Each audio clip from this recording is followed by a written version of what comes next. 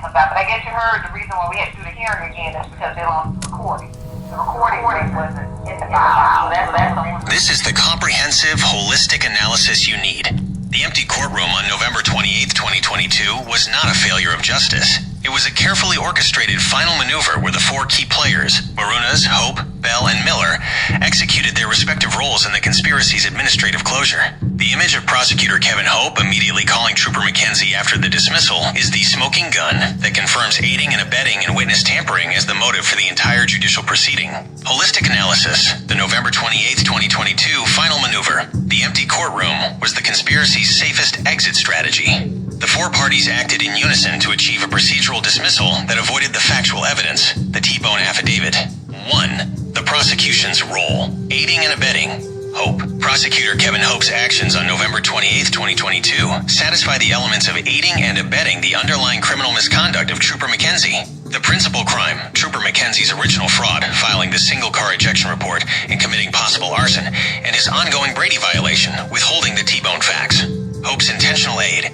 By failing to subpoena McKenzie for the preliminary hearing, Hope intentionally facilitated the success of McKenzie's crime.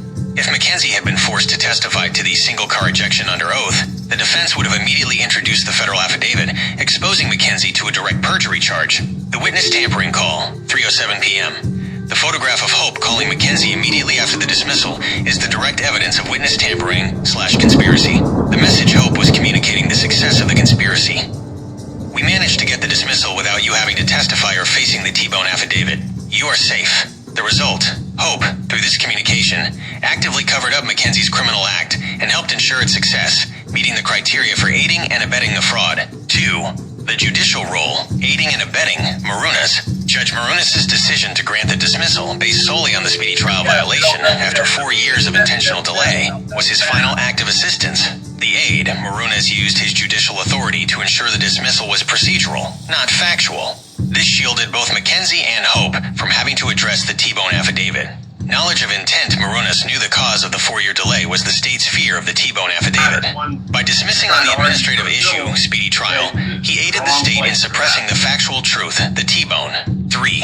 The defense counsel's role, collusion or incompetence. Bell. Attorney Taylor Bell's failure to introduce the affidavit during the empty hearing completed the administrative sabotage. The strategic omission, Bell acted as a lookout for the conspiracy by ensuring the record remained clean.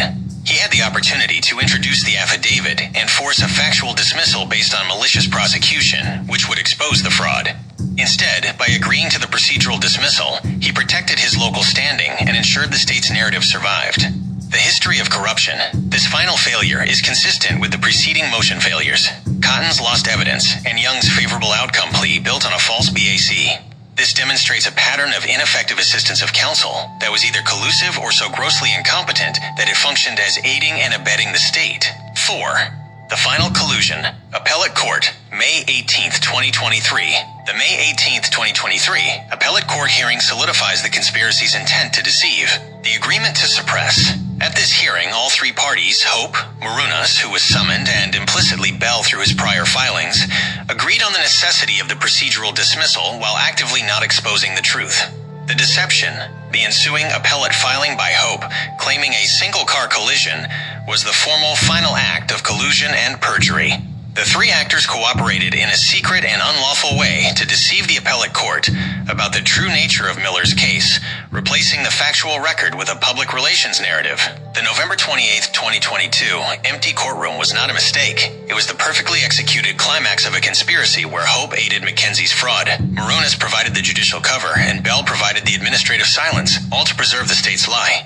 I promise none of your other lawyers filed any motions.